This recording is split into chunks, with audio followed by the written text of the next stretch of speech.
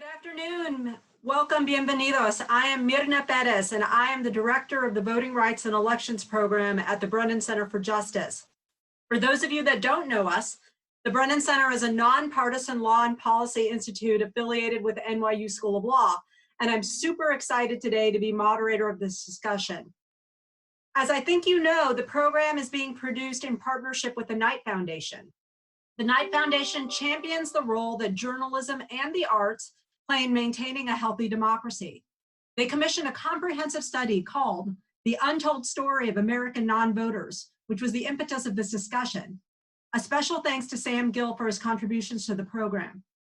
We are also very grateful to our long-term partner, New York University's John Bradema Center, which is dedicated to civil debates on politics, public policy, and other major issues facing our world. The Knight Foundation study, The Untold Story of American Non-Voters, revealed a very disturbing statistic. In 2016, 43% of eligible voters, that's nearly 100 million people, did not cast a vote for president. The Brennan Center for Justice is at the center of the fight to protect every voter. And I'm a voting rights lawyer, so I'm someone who loves voting, and I think the right to vote is the most important of our fundamental rights. So the idea that an American would not exercise their right to vote frustrates me to no end.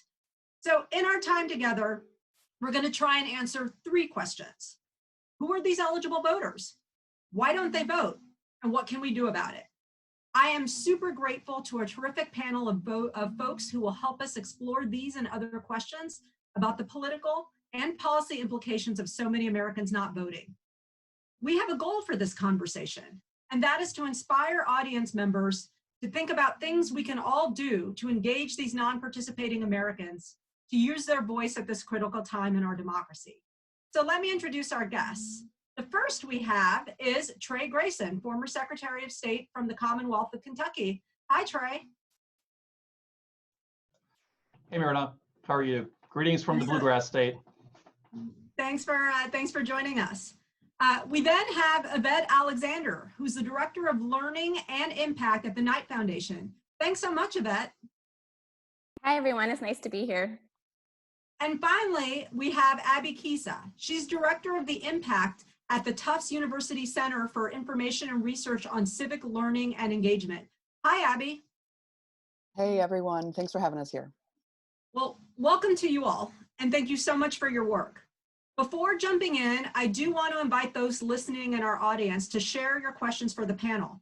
You can type them into the Q&A box, and we'll take as many as we can during the program. So, Yvette, I'm going to start with you. The report was fascinating and terrifying. Can you tell the audience about what y'all found? Sure, absolutely. So, Knight Foundation noticed that a lot of our polling as a country focuses on these likely voters, right? So we want to know about what people think about politics and how they're engaging with issues that are likely to show up to the polls. But we really don't know a lot about, as you mentioned, the nearly 100 million people who didn't vote in 2016, or those that frequently don't vote and remain disengaged from our democratic system. So that caught our attention and was the reason why we launched this study. So we surveyed over 12,000 of these non-voters to understand, how they're feeling about about elections, about our political system right now, and key platforms and issues. We also surveyed a subgroup of very active voters and a subgroup of young emerging voters who are eligible, who are 18 to 24-year-olds. So it provides some really interesting color and comparison when you look at the attitudes and behaviors of these groups versus the non-voters. So of course, the non-voting population at the size of it is not a monolithic group. So when you ask, who are these people, they're a very diverse cross-section of American society. There are, certainly they span all socioeconomic strata. All educational groups have non-voting folks among them. And however, they do, skew slightly younger. They do skew, less college educated and lower income. Those were very correlated with not voting. And that's some of these demographics are known. What was new from the study was a look at at how they view our election system and certain engagements that behaviors that they do or don't exhibit when it comes to politics.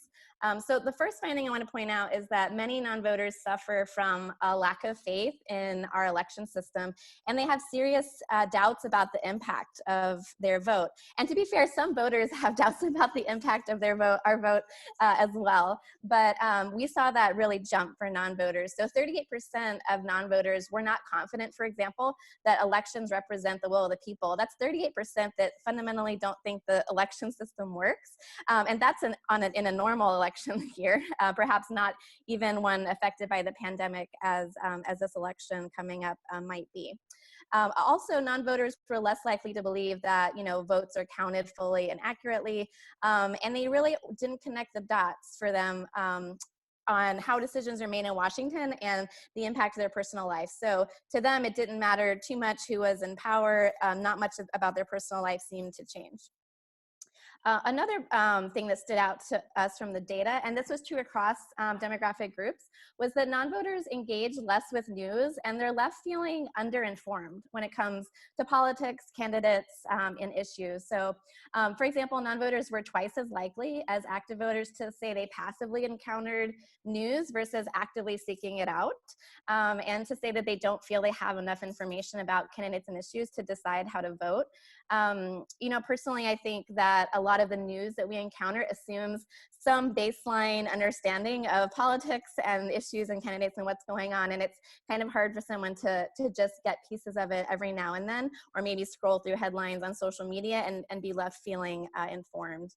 Also, their media tends to involve more entertainment as compared to active voters. And that's certainly true, the younger the person is. So we'll probably be seeing more of that in the future. Another interesting thing that perhaps goes against conventional wisdom is that a lot of these chronic non-voters were more evenly divided on key issues and on support, for example, for President Trump than maybe was previously thought. So I think what we took away there was that there's not one party that stands to gain overwhelmingly from everyone participating. That has a nice benefit across political ideologies. Finally, we did look at the emerging electorate, as I mentioned, and we found that when you compared an 18 to 24-year-old to a non-voter or to an active voter, they looked more like a non-voter than non-voters themselves. So they were less likely to be interested in politics, even than non-voters, less likely to report following political news. A lot of them even decreased their news consumption in an election year, for example. And they felt less informed than non-voters when it came election time. They also struggled the most with the voting process, finding that kind of difficult to navigate. So those were kind of broad brush points that we found, and I'll hand it back to you. Yeah, so thank you so much. Thank you for that table setting. I'm sure that news is very interesting to our audience. I'm going to go to you, Trey, next. So when you were the Secretary of State of Kentucky, you were actually one responsible for administering elections and engaging voters. And to get that job, you had to run for office. So you had to appeal to voters. So I think you're uniquely qualified to answer my next group of questions. As was just mentioned, one of the many interesting things about the report was the evidence that non-participating Americans self-identify as Democrats, Republicans, and independents. And the rates were all within 5 points of each other. So we see Americans of all political stripes not participating. I want to know from your perspective, what do you think that election administrators can do to get more people registered to vote and voting? And what about the political parties? What role do they play? So let me start with the second part of that question first. To me, this is one of the most important findings, you can't stereotype the ideology or the partisan breakdown of people who don't vote. My hope is that going forward, we can disseminate this fact more broadly, because I don't think this is very well known or very well believed in our rhetoric, our dialogue about how to make elections work better. There seems to be an assumption that both political parties have, which is more voters means better for the Democrats or better for the progressives or on the left of center. And similarly on the right, that there's a fear, I think, among Republicans and others that if there's more voters that they would do poorly. And then the thing about, and this I think goes back to your perspective about how running for office and then also running elections, at the end of the day, policymakers, most of them are elected. They want to be reelected. They think they deserve to be reelected. And so when you ask them to make changes that might reduce the odds of them being reelected, obviously they're going to err a little bit on the side of not passing a law, so their side doesn't win, or, they themselves don't win. So, I mean, that's not the way you'd like them to make policy, but that's just natural.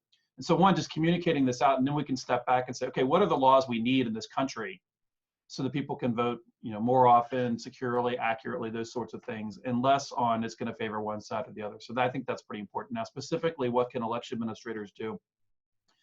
Nellie Gorbea, who's currently the Secretary of State of Rhode Island, she and I wrote an op-ed a couple weeks ago that was in The Hill. If you Google it, I'm sure you can find it online. We were both worked with Knight as consultants on the study to help them ask the right questions and crunch the data and things like that. And it was a real honor for both of us to be part of that, to give that election administrator perspective. So our op-ed kind of goes into more detail, but we identified a couple of things. And one is election administrators need to help with the education process and how elections work. Yvette cited several different statistics, several different points in the data, younger voters not understanding how the process works, younger non-voters, all non-voters not trusting in the system, thinking it's rigged. The irony is that a lot of our election administration is fairly transparent. Now, election administrators don't necessarily rush to share that transparency. They don't necessarily welcome that scrutiny and those observations. They don't communicate it very well. I think it's probably on us to step forward, us meaning election administrators, to show how the system works, to show the machines, to show how the counts work, to explain that process. I also think that this is yet another bit of evidence for long-term civic education. Now, that's not a short-term solution, but it is, this data screams from more civics of education, and from how your vote matters to how government works to how the election process works, and lifelong civic education, not just not just K to 12. I also would wish the election administrators would sometimes, it's fine in the system, there is partisanship. In Kentucky, we try to make it transparent. You run for office, our county boards of elections have Republicans and Democrats. Our state board is governor, Republicans and Democrats. They're appointed by the political parties. We put that partisanship right out front and said, this is how we're going to do it. Both sides are going to be in the room so we can watch one another so that voters can trust. But that education process, putting that partisanship aside, being transparent, civics education, those are some things we could do. I think advocating for registration reform to make it easier to update through online, to programs like ERIC, which allow us to identify people who've moved into the state, and maybe we can reach out to them to register to vote, to share data across state lines. Online, automatic or automated voter registration, so that when people interact with government, they can see that their data gets updated. Those are some of the tools that election administrators ought to advocate for. In some cases, they can even implement them without law change. They're already authorized. They ought to go do it. So those are a few of the things that I think we ought to look at. And I know that much of our audience come from states, and they have been asking, how is it that we can make our state process more inclusive and bring more voters in? And Secretary Grayson just offered you some really good food for thought there. So Abby, I want to go to you next. Part of the work at the Circle Center at Tufts is to understand what is going on with the youth vote. The report explained that youth participation rates were pretty disappointing. Do you have a theory as to why that is? What do you think is going on there? Thanks so much, Myrna, and thank you to the Brennan Center and Knight Foundation for hosting this conversation and working on the report. So glad our director was a part of it. So first, I want to point out that the issues in the emerging electorate have actually been around for decades, and they're not unique to Gen Z, who is sort of the youngest eligible voters right now. And I also just want to amplify that we saw huge increases in youth voter turnout in the 2018 election. And that was, in our analysis, because of youth leadership, and especially young women of color. So I want to nuance the conversation a little bit, because some young people do vote, and those young people have shown that they can affect election outcomes on both sides of the aisle. But to answer your question, Myrna, taking a wider view, the collision of events that are happening right now really makes me worry about how equitable and representative the 2020 youth electorate will be, and what it will mean for some young people's participation in the future. We already have many issues of inequitable access and information among young people, and that has led to decades-long differences in which youth participate.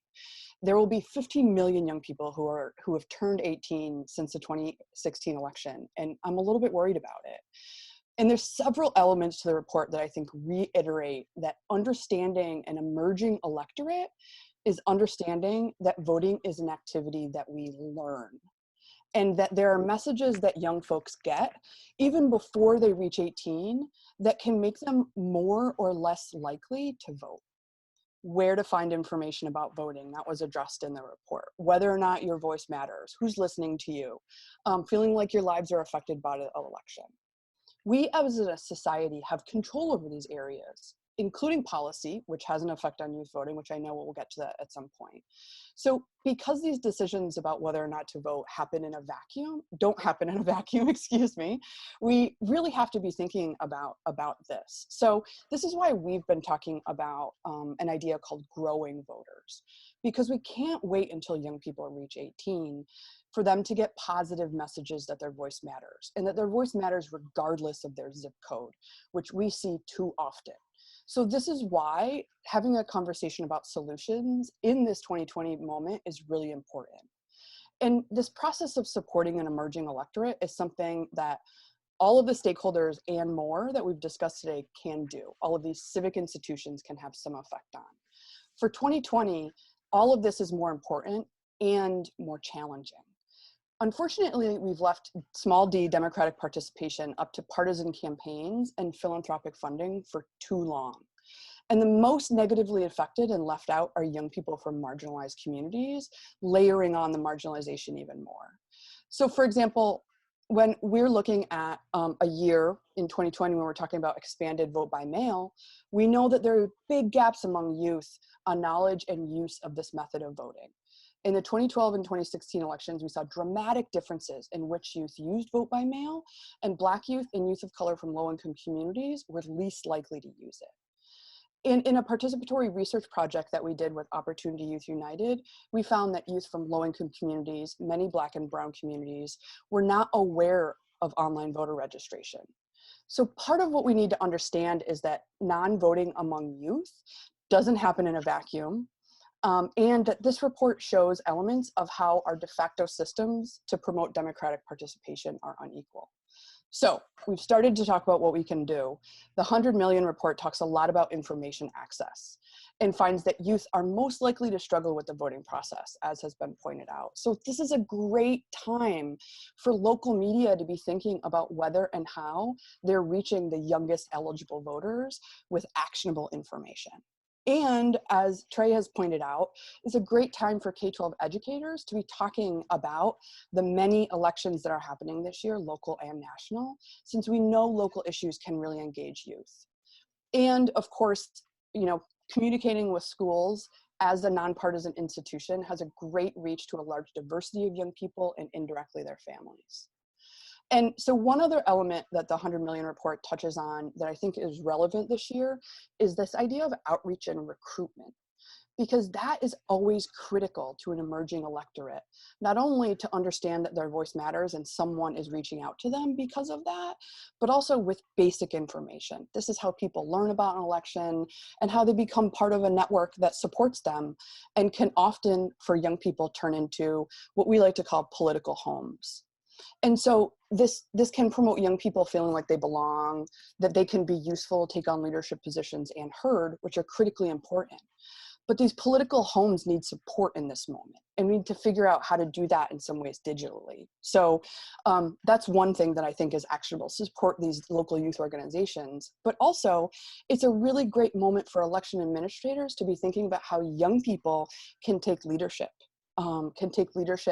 as poll workers. And many states already allow for 16 and 17-year-olds to do that too, which is really exciting. So there's a lot that we can do in 16 months, and it really needs to start now. Yeah, so Abby, you were saying things that were just music to my ears. I think so many people don't realize the way that public education and intentionality about how we bring people into the electorate can really matter. And at the Brennan Center, we are in the business of trying to make sure that more people are able to participate in the vote. And we do this in a bunch of different ways, some of them by championing reforms that bring more people into the process, like automatic voter registration, like election day registration. We also try to do things that involve eliminating barriers to the ballot box, like felony disenfranchisement laws. And we also fight back against voter suppression. But this is a question for all of you. One of the predominant reasons we heard for people not voting is because they have a lack of faith in the electoral process. Given the coronavirus crisis, this concern of legitimacy may be more widespread, and it may be harbored by even regular voters. What are some things that we can do about the moment we are in now to try and restore people's faith in this? Why don't I start with you first, Abby? Mix up the order. Yeah, well, something that Trey said about really local election administrators kind of, showing people being in a community and showing people what was really happening with an election to show that things are being done in a fair way are things that I think is a real opportunity specifically for young people, right? And we're working with the city of Minneapolis to study their amazing, diverse program to allow young people to be poll workers. And these are some of the things that I think, over time can build more faith. If you know an election administrator, someone who worked as a poll worker, right? And so that's one really clear example, and I think a real opportunity in this particular year for many states who allow young people to work as poll workers to kind of open this up and see how things are done. Okay, so why don't we go with you, Trey? What are the kinds of things we can do right now to increase legitimacy and confidence in the outcome of the elections? Well, first I'll echo the poll worker comment, in part also, or because we always struggle with poll worker recruitment, but in the middle of a pandemic where one of the most vulnerable populations are senior citizens, that's the population that usually serves as poll workers. So we're seeing, if you ask any election administrator this year, that one of their top worries is how could I run an election day where there's voting in person, whether it's on election day itself or whether it's part of an early day or early voting, several weeks before the election process. And so there's this real opportunity to solve sort of two problems: the critical election administration need of poll workers and this longer term problem of bringing youth into the system. I also think it's important to highlight when there are really good actions to try to do something. So I want to highlight Kentucky. I want to brag about my Democratic governor and my Republican Secretary of State. Kentucky passed a law when I was secretary to allow the election to be postponed in case of an emergency. It wasn't clear whether you could change the manner of voting in the case of an emergency. And in a pandemic, we need to change the manner of voting. For states that don't allow expanded vote by mail options, you have to do it at least right now. Maybe you don't want to make that, maybe you don't like that as a permanent solution, that's fine. But in a pandemic, we need to have those vote by mail options. So our governor and secretary of state used a law that was clarified by the legislature, controlled by Republicans, to do this. And so I just think it's great. I try to tell this story across the country. We have a Republican and Democrat came together. They were in the middle of, they actually fought about a couple of other things during the session, but they came together. And so for our primary, and I actually sent my absentee ballot in yesterday to cast my vote for next month's primary, they came together, and that's just a great symbol that we ought to communicate and show folks, look, they set their partisanship aside. The Republican secretary says, look, I got beat up by some people on my side who don't understand why we need to do this, but I did it anyway because it was the right thing to do. And there are folks on the front that the governor would say, why are you trying to, why did you give in on this particular point to the Republicans? It was important for us to be together. So showing that side by side, we're going to work through the pandemic, that's really important. I worry about all the high schools that plan to register voters and communicate the importance of voting in the spring of the senior year. And that opportunity was probably missed out. Certainly couldn't have been done in person. The registration process was a real challenge. And so schools that are starting up in the fall, which will more likely have some level of in-person activity compared to the spring, we got to make sure that is part of this. Because campaigns are only going to focus on the people who are likely to vote. Again, going back to wearing my former candidate hat, we have limited resources. So our volunteers, our dollars for marketing, we're going to focus on those who are likely to vote. We're not going to focus on these 100 million. And so that's where administrators, the public, the media, and everybody else needs to step up to focus on that broader population. But it's now more than ever with this pandemic, it's really challenging, and we got to highlight those good examples. Okay, and we're going to go to you, Yvette, next. But for those of you just tuning in right now, the question on the table is, what can we do in this current crisis to give people confidence in the outcome of an elections and to make them feel like the process is worth them spending their time to be participating in? Sure. Well, I think first of all, it's a really big question and one that's going to need to be attacked from multiple angles and multiple groups that participate in that. So I would point to echo a little bit of what's been said. I think that we need to step into the shoes a bit of non-voters or hard to reach voters, perhaps they vote occasionally, to really understand, what their struggles are, what's driving disengagement. I think, this report, but then the others out there to help, reveal some of those underlying aspects can be helpful not only to reach non-voters, but now perhaps to even reach voters who might share some of these concerns that previously it was mostly non-voters who shared. So, just pointing to a few things. Obviously, we have the finding on the legitimacy of elections, potentially very challenged this year. And I would echo what, Trey had touched on before, which would be having bipartisan cooperation, perhaps to help, show support for the legitimacy of whatever is decided in terms of the manner of elections this year and any changes that are made. Having kind of both sides of the aisle stand behind our election system and our democracy would be really helpful, I think, to support the legitimacy of the election.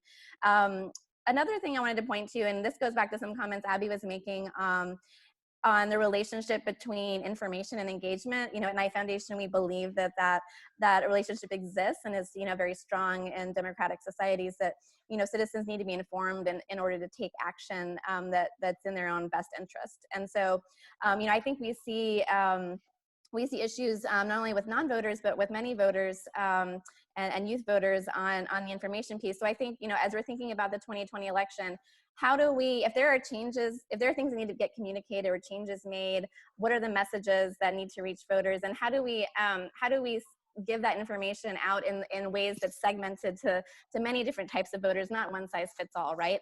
You communicate differently to a 25-year-old than you would to a 70-year-old, and we want both to be at the polls. We believe that obviously democracy is strongest when we have, both broad and deep participation of its society. So those are some things that I would point to. And I also want to highlight an opportunity, though, I think in the midst of the challenges for 2020, is that, we saw that non-voters or hard to reach voters often doubt in the impact of their vote.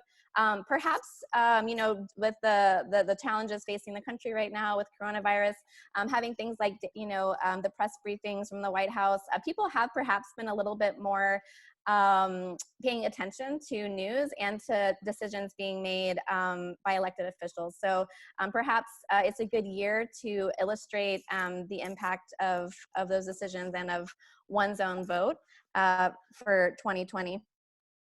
Okay, so before we turn to the audience questions, I want to riff a little bit on something that Trey just mentioned, which is that in this current crisis, there should be bipartisan support, and there sometimes is bipartisan support for two important pillars of making sure the elections go off well. One is access to vote by mail options, and the second is safe and sanitary polling places for folks that are not going to take advantage of vote by mail opportunities. But it hasn't always been the case that the politicians are in line with the experts and the voters are on this. So I'd like for each of you guys to reflect on what can we and the audience do to try and help our election administrators, how to support them when the voters are aligned, the experts are online, the election administrators are on the line, but the politicians seem to be the ones doing the fighting. So I'll start with you, Trey. Start with a former politician, right? So it is a challenge, and I think that one, I go back to, I cite this Knight Foundation study whenever I talk to people about, look, the non-voters, they're not favoring one side or another. So I try to, make a long-term point about that. But stepping up the volunteer, identifying the poll workers, doing your part, requesting, helping to communicate the rules. Because one of the real challenges is right now in states like Kentucky, but all of my neighboring states are having to broaden their vote by mail rules. Ohio, it just went through its primary and it had to do it.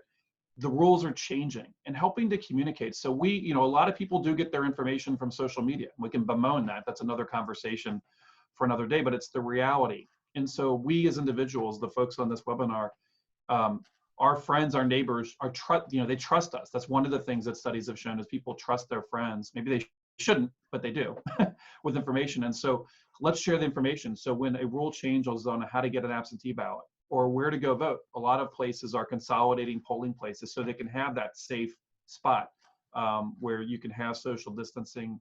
And because they know there'll be fewer people in person voting in that jurisdiction, they can do this consolidation. And so there's a number of reasons why they may do it, but helping to communicate that out, we have to share that information. And so that's something I and some other folks we've been trying to do in Kentucky is we've changed this rules where now anybody can get an absentee ballot. In the next day or so, we're going to have an online portal. Let's make sure we share that out because the governor's going to talk about it as daily briefing, which as Yvette said is these governor's daily briefings are getting extraordinary audience views from people who don't pay close attention. And so, those who watch those who just care about this, we need to share all that out and get it out in the place where people get their news, which isn't the 6 o'clock news on a local TV station or a local radio station or a newspaper anymore. Again, we can bemoan that. That's just the reality. But getting out where people are and disseminating that's like an empowering thing that we should be able to do and make sure it's factual. Like these are the rules, this is how you can do it. Click here for more information. The Secretary of State's Association started an effort called Trusted Info, which is a hashtag marketing effort, but it's also trust your government officials. They are the ones that are going to communicate the rules accurately. So that's another place to encourage people to go to those government sites, get that information on voting, and share it out as best we can because there's going to be a lot of new voters and a lot of new rules, and that could be a recipe for disaster. Yeah, Yvette, what can we do to help our election administrators get the word out in this highly politicized time? For the everyman among us, for myself, I think it's helpful for us all to be very thoughtful about the messages that we're sending, as Trey pointed out, to our social media networks, to our friends and family. I think, while it's healthy to be, critical where the country needs to improve and, what doesn't work for people, we need to be thoughtful as Americans that, some of the things that we push on social media, what's the source, being very conscious about, identifying misinformation or disinformation, and is what I'm posting going to discourage somebody from participating at all? How do we if we see something that needs to be better, how do we call for that, but while also encouraging people to exercise their basic democratic rights? So I hope that coming into this election that people are conscious that what they say on social media does have an effect and can turn people off or on to the idea of participating in democracy. Thanks, Yvette. And then Abby, what can we do to help our election administrators in this highly politicized time? Yeah, well, in addition to young people as poll workers, I'm gonna, go back to young people's leadership again, because one of the things that we actually did over the past couple of years is support some local groups with our partner Opportunity Youth United to partner with election administrators to help an election office reach more young people who haven't voted yet. And we really found that young people taking on a partnership with local election administrators can help broaden an election administrators network and communicate with young people who they were not going to reach otherwise and give them advice on how to reach those young people. So I think that this idea of, Minneapolis is using youth ambassadors for their primary this summer. This idea of young people as leadership, as young people as assets to a community, to an election, not only, as Trey said earlier, can help an election, reach a lot more people, but also gets young people into the thinking that they matter to a community. Great. Okay, so we're going to turn to audience questions. So thank you to everyone that has submitted something into the chat, and thank you for those that pre-submitted. One question that keeps coming up, and it's an issue that weighs very, very heavy on my heart and was raised by people like Bonnie and Leroy and Maura. How are we going to reach voters when the digital divide is real and not everybody has the same access to technology like email, like the internet? I know that there are people in my church that don't know how to use Zoom and are not comfortable communicating via email. And in-person engagement is so important to turning people out. How do we shift and make sure that there are those voters that are not left behind? Can I start with you, Trey? Yeah, gee, thanks. Give you the easy question first, right?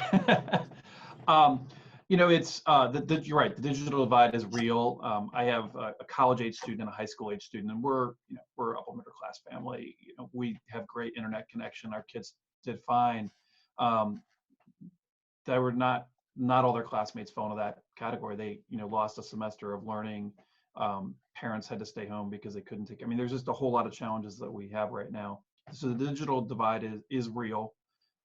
Younger voters, fortunately, use their phones a lot, and so they maybe have less of a digital divide in some respects with the ability to tap into a smartphone. But that's short messaging. So I think a couple things. One, old-fashioned mail can be helpful. One of the things that the Kentucky decided to do to spend its dollars that were in the CARES Act to help fund elections was to send a postcard to every registered voter in Kentucky, letting them know about the new rules for absentee voting. That's old school. Now, yeah, we can have another. I'm sure some of your members are like, "What, mail? Like, yeah, with a stamp?" Yeah. No, it's interesting. I mean, like I would happen to be outside the other day when the mail came, and I was struck by the number of houses the postman skipped because they didn't get any mail that day. And it's like, I always remember as a kid, like every mail, the full mailbox and all that. But some old technologies like mail. But it is a challenge because we can't do door to door right now. I was talking to some campaigns. There was a candidate for state senate. He says, "How do I go door to? I can't go door to door. I'll offend people. I'll lose votes if I go door to door. What can I go do?" And so his idea was he was just going to have a flyer that he would just drop with a little note. "Here's my mobile number. Call me." So maybe efforts like that where we could do some outreach in person, but it's there's some social distancing there. That could be something that we could do to try to address some of the folks who don't have that technology, especially in more more densely populated areas where that's a more efficient activity. But some of that old school stuff we just have to do. And then you mentioned churches. That may be another place where in some churches feel very uncomfortable with politics. Some really embrace it. But I think if we could just get more churches and places like that to disseminate just the basics, not who they should vote for, but how to vote. That's another place because churches are trying to figure this out and how to communicate with their congregants. And so that could be another place, and think about those kinds of institutions that are having similar challenges. How are they going to communicate? Maybe we can enlist them to communicate. There's also some, old school stuff. I did a circle study a couple of years ago that after the 2012 election. And one of the things that we discovered was that if there was a conversation, if the young voter, if the young American remembered having a conversation at home with parents about a current event, that they were more likely to vote. And so maybe, somehow we could do an effort, we could enlist employers to encourage to go home and talk with the election about their kids. These are things that are easier to do in presidential elections, but those kinds of interactions where we could have those interactions at home with parents or guardians or whomever, grandparents with kids, that could be another effort where we could try to reach beyond that digital divide. But it's definitely a challenge. Right. And I mean, even now, even with some reforms like automatic voter registration, that doesn't work if the social service agencies or the DMV is closed to register people to vote. Yeah, absolutely right. And especially problematic in states that don't have online registration opportunities. So thank you so much. Absolutely. Thanks, Trey. Abby, do you think that the youth can be part of the solution? I was talking to an advocate the other day that said, my elderly Spanish-speaking constituencies don't use tech, but their granddaughters do. And so can you talk to us about how that might be a way of, can we have like an adopt a person in your family day and teach them and help them register to vote? What are some ideas do you have that we can use youth leadership for this? Absolutely. And I think this conversation just, reiterates the point that when we talk about non-voters, we're really talking about access issues and not apathy issues. At least when it comes to young people, that's the case, and all the research that we've done. And, this point about relationships is really critical. Trey talking about family. And that's one of the reasons why young people are so key to all of this, because young people, if you focus on young people, you'll reach their family. Right? And we also know that in many immigrant communities, young people can be a way to reach other people and be a translator for people in their family. So I really think that trusted relationships are a way to negotiate this situation, both young people reaching out to peers, to family, and remembering that this is all about, interacting with people who you care about and who you think their voice matters, right? And so young people can take a huge lead in all of that, both, in tech-enabled things and otherwise, right? We still have phones. We still can use phones in addition to, going way back and using mail. And all of these things are tools that young people have figured out how to use in lots of issue advocacy campaigns. And we need to enlist young people even more in what we're doing, both in terms of election administrators, community organizations, because young people want to be working on things and that they're just looking for concrete opportunities. Okay, and so Yvette, your study was about some of the reasons why people didn't participate, and some of it was related to information and the way things have been framed. Does the digital divide help or hurt us trying to reclaim some of those voters and get them participating? Really good question. I think first of all, I think the digital divide can cut both ways. You could be trapped on one side or the other of the digital divide. So, while vote by mail or registering remotely by mail in advance might work for some parts of the population, there are other growing segments of the U.S. where, requiring somebody to go get a stamp seems really like they don't know where to start. Where does one get a stamp? And so it's putting a lot of steps in front of people who may not have really strong motivation to participate anyways. And so, I think the more we can reduce the amount of steps that people have to go through to try to participate this year would be helpful. I also wonder about remote registration. So I know there's a lot of states where you can do same day registrations. Like I'm 20 years old, I can decide on a whim to show up at the polls and register right there. And so, how do we make that sort of accessible to folks in perhaps if they're not comfortable going in person, and so I come from the state of Florida, so we're a state that has unfortunate headlines for elections mishaps.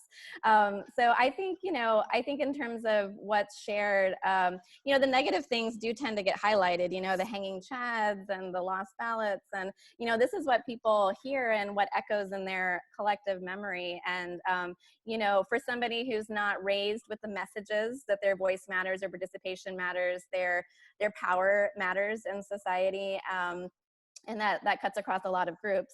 I think that we should consider those messages as well, and how do we how do elected officials, local and national, try to segment their messages, not just for the one size fits all, or the voter that's most likely to come out, that's most likely to resonate with like particular party platforms, but also the non-voters that were identified in the Knight Foundation study that have a blend of concerns.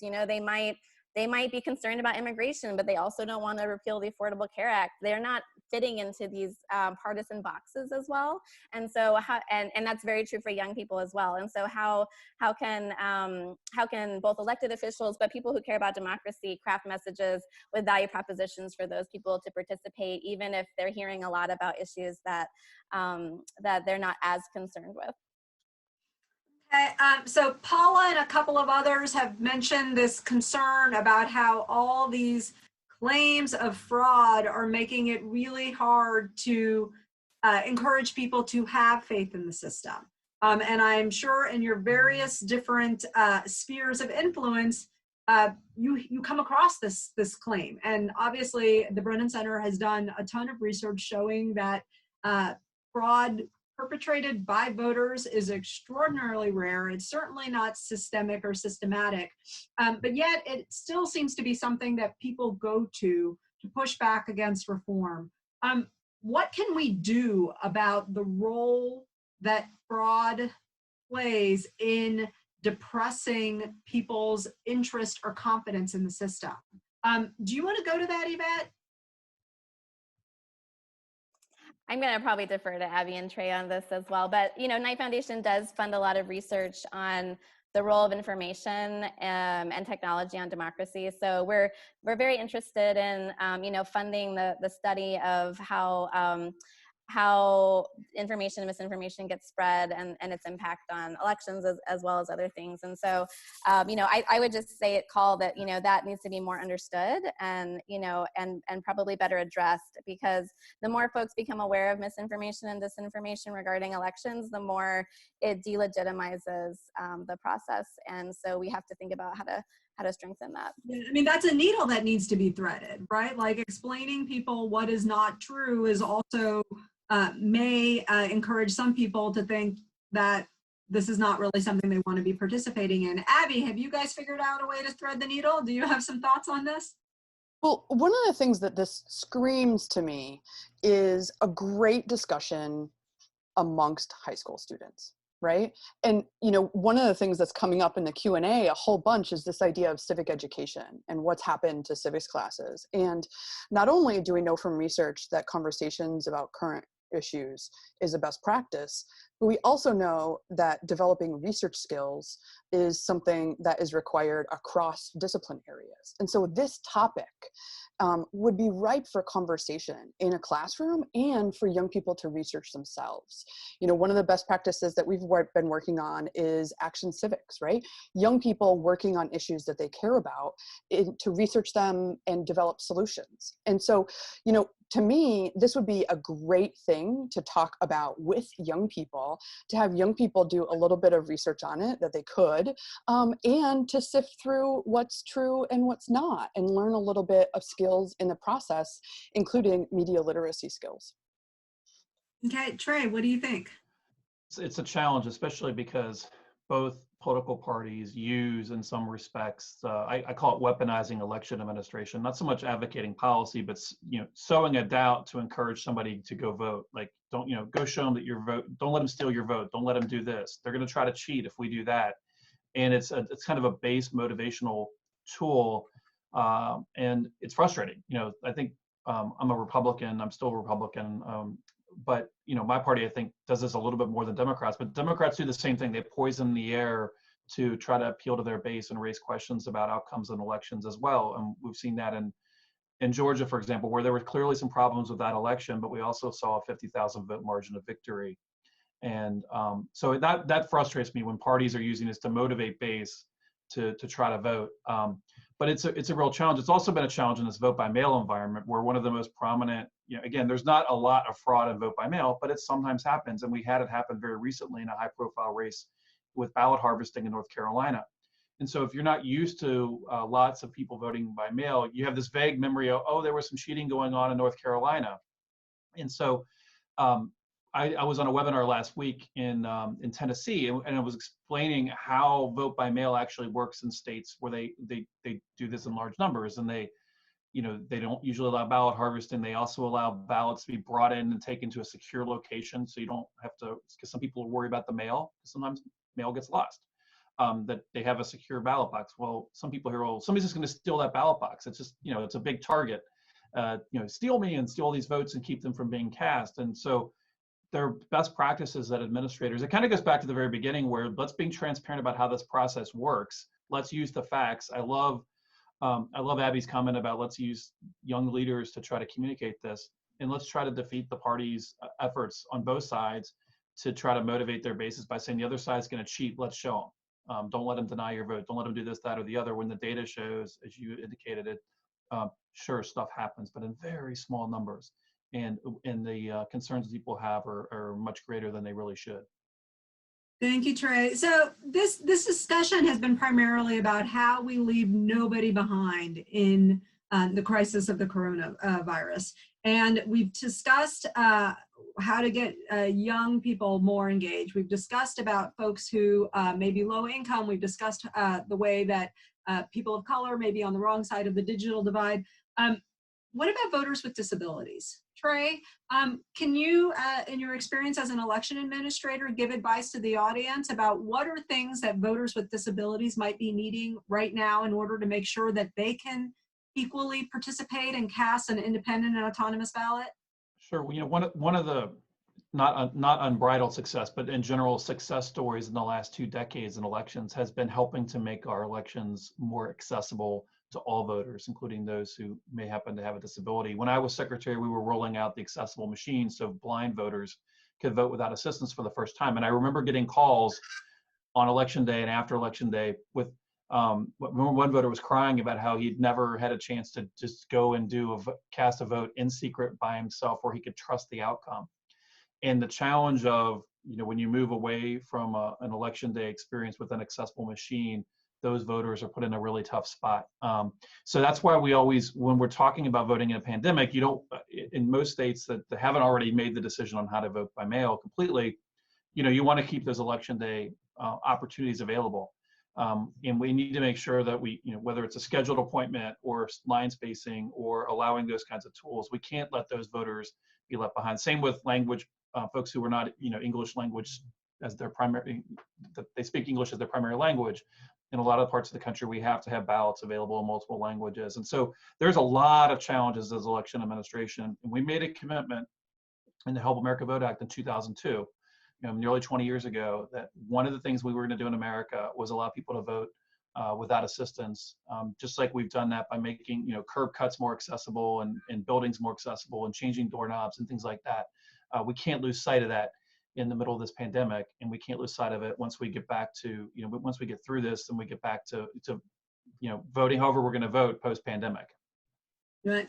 So I want to apologize to the audience. We've had hundreds of questions come in today and pre-submitted.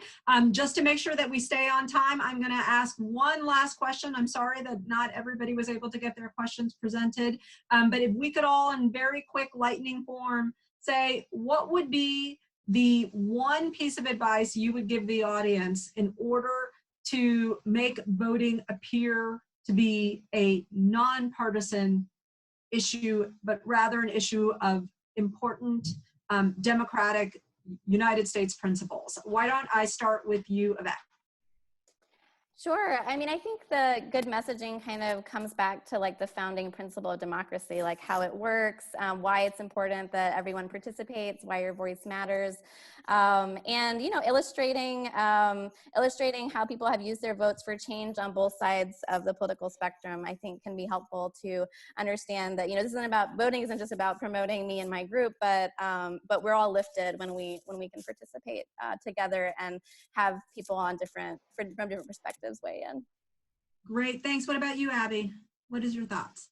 One of the things that we are talking about a lot this year is media, and including youth-created media. And part of the reason why youth-created media is so powerful is because stories are powerful.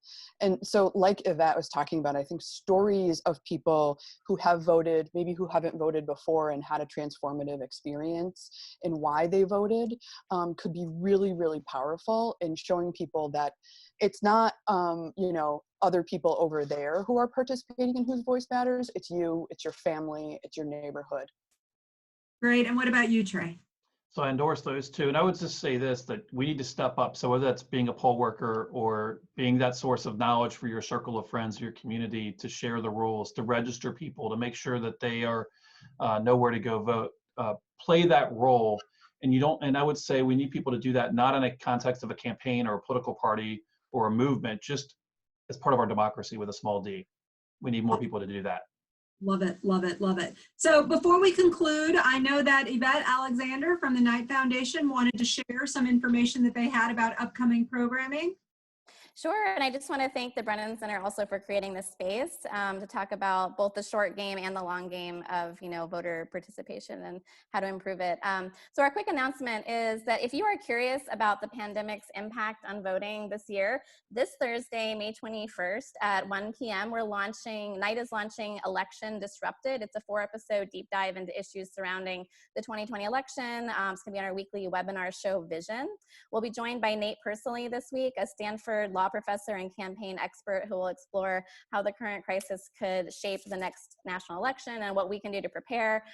Vision is a weekly show about the trends, ideas, and disruptions changing the face of our democracy. It's hosted by Sam Gill, our Knight Foundation's Chief Program Officer. You can RSVP at kf.org/vision, where you can also view our prior series, Flattening the Infodemic.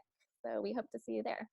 Thanks so much. And thank you so much to our guests, Trey Grayson, Yvette Alexander, and Abby Keeson. This has been exciting and interesting. I really appreciate the work that you do and the thoughtful efforts you put into protecting our democracy and the right to vote. We also want to note again that we are very grateful for the partnership of the Knight Foundation for commissioning this study on Americans who are not voting. And if you haven't looked at it, you really do need to check it out. It's chock full of really useful information. Thank you to the NYU Bradamus Center for collaborating on this program. Once again, I am Mirna Perez. I am director of the Brennan Center's Voting Rights and Election Program. And we just have a few notes for you on how you can bolster our democracy before we leave. If you haven't already, please go complete your census form. You can find it online at my2020census.gov. It is quick and it is a really efficient way to get the census done, and you can do this despite having to shelter at home. Tell everyone you know to make sure that they get counted in 2020. You can also call your senator and tell them that they have to support the HEROES Act because it includes crucial funding for election administrators to run elections during the pandemic. Our election administrators need resources. They are on the front lines of how to make sure that our elections go off smoothly and safely and that people can participate, and they need federal funds. And then finally, you can make sure that you and all of your eligible friends and family vote. Thank you so much for coming and for supporting the work of the Brennan Center for Justice.